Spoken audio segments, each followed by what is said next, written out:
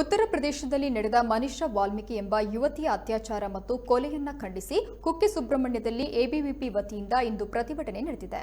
ಈ ಸಂದರ್ಭದಲ್ಲಿ ಹಿರಿಯ ಕಾರ್ಯಕರ್ತರಾದ ಪದ್ಮಕುಮಾರ್ ಮಾತನಾಡಿ, ಕೊಲೆ ನಡೆಸಿದವರ ವಿರುದ್ಧ ಕೂಡಲೇ ಕಠಿಣ ಕಾನೂನು ಕ್ರಮ ಕೈಗೊಳ್ಳಬೇಕು ಎಂದು ಆಗ್ರಹಿಸಿದರು.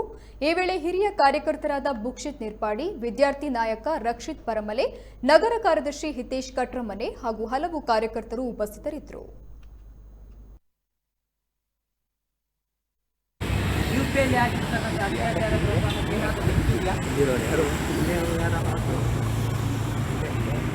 ಏನೂ ಇಲ್ಲ ಅಲ್ವಾ?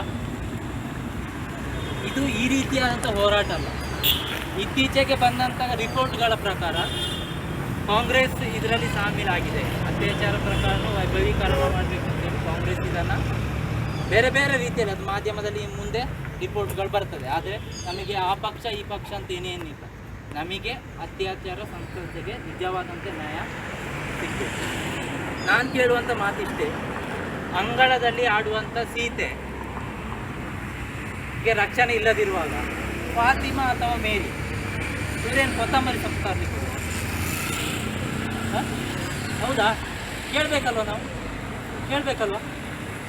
ಅಂಗಳದಲ್ಲಿ ಆಡುವಂಥ ಸೀತೆಗೆ ರಕ್ಷಣೆ ಇಲ್ಲ ಅಂತ ಸ್ಟೇಟ್ಮೆಂಟ್ ಹಾಕ್ತೀವಿ. ಹಾಗಾದರೆ ಫಾತಿಮಾ ಮತ್ತು ಮೇರಿ ಏನು ಕೊತ್ತಂಬರಿ ಸೊಪ್ಪು ತರಲಿಕ್ಕೆ?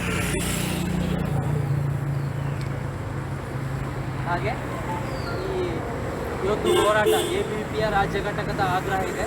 ಅತ್ಯಂತ ತ್ವರಿತಗತಿಯಲ್ಲಿ ನ್ಯಾಯವನ್ನು ಒದಗಿಸಿಕೊಡಬೇಕು ಮತ್ತು ಅವರನ್ನು ಅತ್ಯಂತ ಶೀಘ್ರವಾಗಿ ಗಲ್ಲಿಗೆ ಏರಿಸಬೇಕು.